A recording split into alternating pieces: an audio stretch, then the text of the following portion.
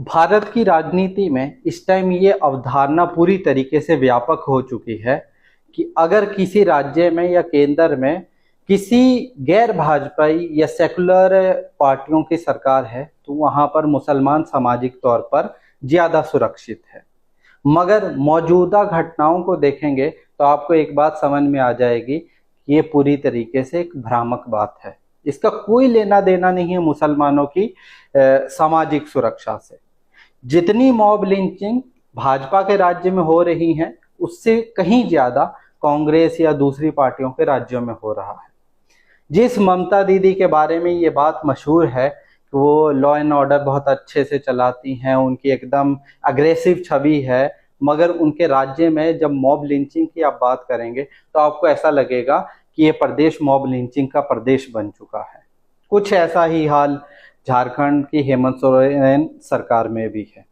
आज हम लोग पश्चिम बंगाल के बारे में बात करेंगे, जहां पर पिछले 10-15 दिनों के अंदर जब से देश के राजनीतिक चुनाव, आम चुनाव के नतीजे बाहर आए हैं, वहां पर लगातार दिन ब दिन मॉब लिंचिंग की घटनाएं होती जा रही हैं। अभी तक अगर मैं बात करूं 19 जून से लेके अभी तक 2 जुलाई तक वहां पर कम से कम नहीं 13 ऐसी घटनाएं हो चुकी हैं जहां पर भीड़ ने किसी आदमी को जान से मार दिया है। भीड़ तंत्र का इंस्टेंट इंसाफ, चाहे वो किसी भी मुद्दे पर हो, किसी भी बात को लेकर हो, चाहे वो मुस्लिम नफरत को लेकर हो, बच्चा चोरी के कहानी गढ़ने के बाद उसका आरोप लगाकर हो या दूसरे मामलात हो, भीड़ द्वारा किसी को मार के और ये कहना कि हमने इंस्टेंट जस्टिस कर दिया है, ये अपने आप में ही बहुत तकलीफ दे बात है।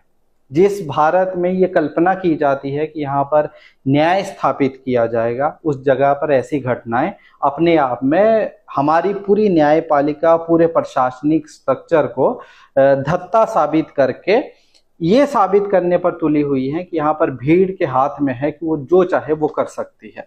अगर मैं पश्चिम बंगाल की घटनाओं की बात करूं तो आपको एक एक करके स्क्रीन पे दिखा दूंगा कि कितनी घटनाएं हुई हैं पश्चिम बंगाल में, जहां पर अभी पिछले 10-15 दिन में मॉब लिंचिंग के जरिए से लोगों को मार दिया गया है। अगर मैं 19 जून से शुरू करूं तो 19 जून को बंगाल के काजीपाड़ा बारासात, जो नॉर्थ 24 परगना के अंदर आता है, वहां पर एक भीड़ ने एक महिला और एक पुरुष को बहुत बुरी तरीके से पीटा और उसको जब बचाने के लिए पुलिसकर्मी गए तो उनको भी इतना मारा कि वो भी घायल हो गए थे। सेम उसके 2 दिन के बाद 21 जून को बैरकपुर, वो भी उत्तर 24 परगना में है, वहां पर एक युवक को हिंसक भीड़ ने मारकर जख्मी कर दिया।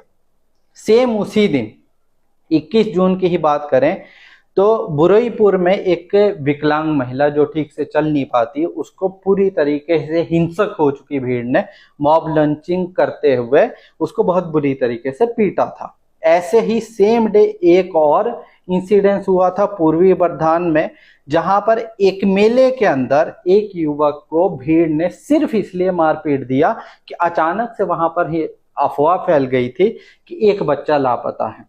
पश्चिम बंगाल की जितनी घटनाएं होती है मॉब लिंचिंग, उसमें अधिकतर घटनाएं ऐसी है जहां पर अफवाह फैलने की वजह से भीड़ द्वारा किसी को मारा जाता है। इसके जब आगे चलेंगे आगे की घटनाओं में तो 22 जून को बनगांव, वो भी उत्तर 24 परगना में है, वहां पर स्थानीय लोगों ने एक और विकलांग व्यक्ति को बहुत बुरी तरीके से भीड़ की शक्ल इख्तियार करके मारा पीटा गया था। सेम डे 22 जून को ही अशोकनगर में एक महिला को हिंसक भीड़ ने बहुत बुरी तरीके से मॉब की शक्ल में पीटा था, जिसको पुलिस ने बड़ी मशक्कत से उन लोगों से बचाया था। ऐसे ही अगर मैं 22 जून की और बात करूं तो पश्चिम मेदिनीपुर में झारग्राम में 2 युवकों को इसलिए पीटा गया था कि वो वहां पर घूमने गए थे। अफवाह फैली वहां पर भी और उन दोनों युवकों को बहुत बुरी तरीके से भीड़ द्वारा पीटा गया। उसमें से एक युवक की 30 जून को मौत भी होगी। मतलब एक भीड़ उठती है, अचानक से किसी पर आरोप लगाती है, अफवाह की बुनियाद पर इतना पीटती है किसी को कि वो मर जाता है। इसके बाद अगर मैं 25 जून की बात करूं तो हुगली जिले में स्थानीय लोगों ने एक युवक को इतनी बुरी तरीके से मारा पीटा कि उसकी भी 30 जून को मौत होगी। अब इसके बाद अगर आगे के इंसिडेंट्स पर जाएं तो 26 जून को कलकत्ता में क्रिकेट मैच चल रहा था। हॉकी स्टिक से एक युवक को मारा पीटा गया। उसको बचाने के लिए जब हॉस्पिटल लेके गए तो कुछ देर के बाद उसकी मौत हो गई। मॉब लिंचिंग कर दी गई। सोचिए, एक भीड़ ने एक युवक को इतना मारा कि वो मर गया, और इसको नाम दिया जाता है इंस्टेंट जस्टिस का। लोग अपने आप को सिंघम समझने लगे हैं। इसके बाद 26 जून की बात करें तो 26 जून को बिशरपारा में एक लोकल ट्रेन में एक महिला और उसके बच्चे के साथ बहुत मारपीट की गई। महिला को जब बचाने के लिए मतलब इतनी हिंसक भीड़ थी कि महिला को बचाने के लिए रेलवे पुलिस को लाठीचार्ज तक करना पड़ा था। इसके बाद 27 जून की अगर बात करें तो 27 जून को विधान नगर में इलेक्ट्रॉनिक कॉम्प्लेक्स में एक 26 वर्षीय युवक की रात भर पिटाई की गई।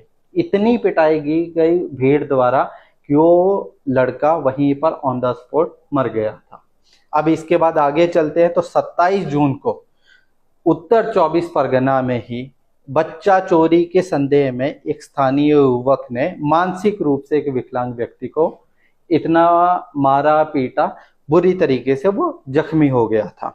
ऐसे ही अगर मैं जुलाई के महीने की बात करूं तो 2 जुलाई को एक इंसिडेंस हुआ था कि कलकत्ता के सियालदह में मेडिकल कॉलेज हॉस्पिटल के पास भीड़ ने एक व्यक्ति के साथ बहुत ज्यादा मार पिटाई की थी।